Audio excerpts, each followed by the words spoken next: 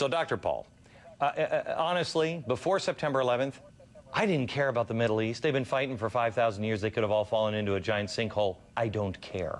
However, things are different now because of, honestly, a lot of the, this ridiculous oil argument that we have, that we can't get the oil and the energy from our own property and take the oil and the energy and make even nuclear power that we need here in the United States. So we're finding ourselves dependent on these people. So if you can't drill it here, if you can't find it here, if you can't, create your own energy because it's so bad for the environment, what choice do we have?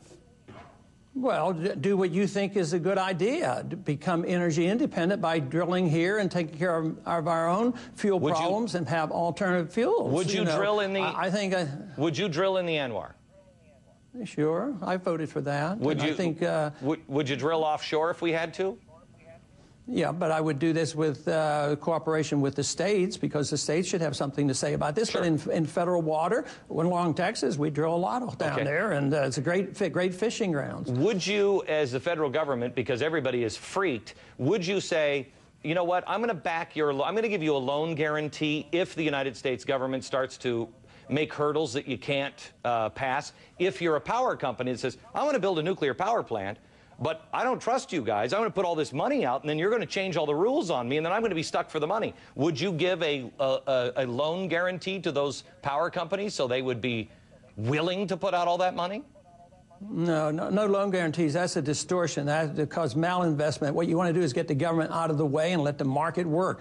When the price goes up, alternative fuels will come in. If you let the bureaucrats give loan guarantees, then you might end up subsidizing some fuel that is not most efficient. So you've got to believe the market will pick and choose. You know, if oil prices go sky high, we'll cut back on our usage, but somebody else is going to come up with another fuel. Maybe we'd use nuclear. We need to get out of the way for nuclear. Maybe we'd have electric cars for all we know. Why do government and politicians don't know what the best source is? Why do you believe this has happened? Why is it? Is it global corporations? Is it evil big business? Is it evil government? What is it? Why do we find ourselves here? We are the most powerful nation on the planet when we choose to be. We've brought the 5,000-year leap for mankind. How is it we find ourselves in this situation? Well, we've lost our way. We don't believe in the Constitution anymore. We don't believe in markets. We have to have safety nets for the poor. We have to have a safety net for the rich and the corporations and the bankers. You know, we have a mortgage bubble crash. We have to bail out the mortgage companies. Everybody gets bailed out. So, yeah, we just lost our confidence and our understanding. It's a remnant of mercantilism, that you have to protect your supplies, your natural resources. And that's why we're over in the Middle East. You know, it has to do with oil. Help people understand, because you talk safety nets and everybody will say, well, you're just evil, because I believe true libertarian thought requires people to step over a homeless man as opposed to having the government bail them out. And I don't think most people will do that. They don't want to help, but they want somebody else to help. And if you're truly free, you have to help, not the government.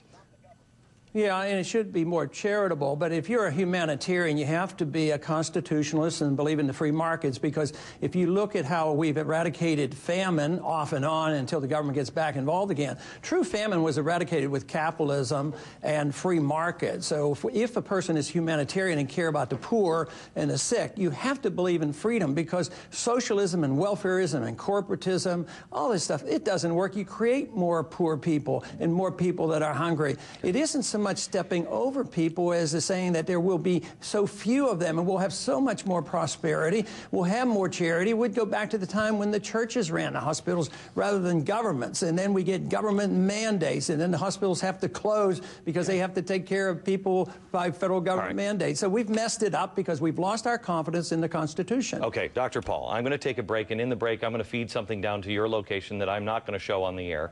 My life has been threatened. I've had to wear a vest and have securities. I've had a SWAT team watch my family because of people who say they support you.